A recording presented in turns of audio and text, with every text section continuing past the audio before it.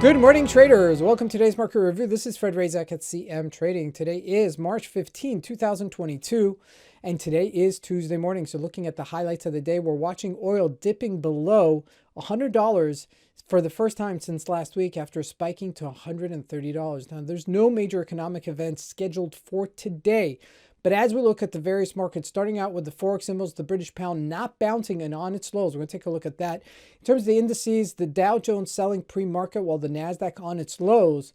Looking at commodities, gold and oil continue to retreat, as mentioned above. And stocks, we're watching the big tech stocks, specifically Apple, gapping down and selling off as well. And that's disconcerting. Now, lastly, looking at Bitcoin selling lower, but still in the range. So let's take a look at the markets and see what we can expect from today's trading.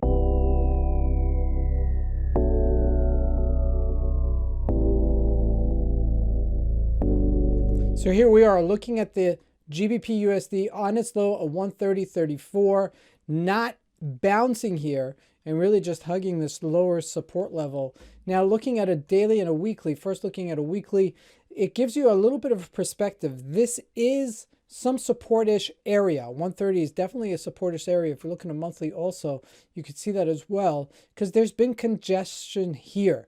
Now it could break lower and you could see that increased volume. So it does break 130, then it could surely get to this 125, maybe even 120-ish level if it continues to go this way. Now looking at the Euro USD, not changing here and actually getting a little bit stronger. And the Australian dollar also a little bit stronger, but again, nothing to write home about on its lows, but on congestion area as well.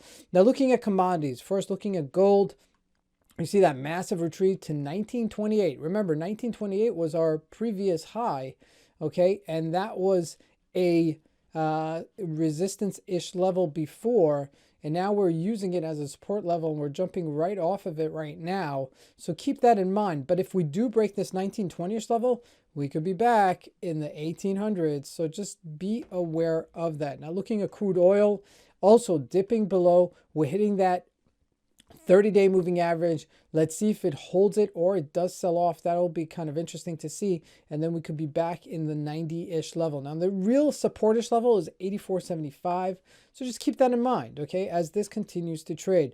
Now, looking at the individual stocks, Apple gapped down yesterday and sold off, despite the fact that it's still relatively strong, but we saw a gap down here. Looking at Facebook, also still just hovering around this low, and just looking weaker. It does not look good, ladies and gentlemen. Microsoft also on its lows.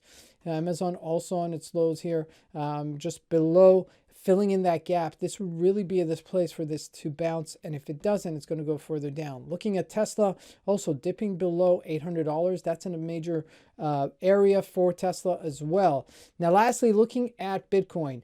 I mean, we're trading in a range, okay? So it's choppy trading, like anywhere below 38,000, I would say is a buy, and everywhere above 39,000 is a sell. So that's what we're at right now. So if you do care to trade it, just be aware we're in a really tight range right now when it comes to this particular symbol. So until this breaks out on either the upside or the downside, this is the current situation that we're currently in. So keep that in mind. This is Fred Razak. I want to wish everybody a great trading day. Thank you.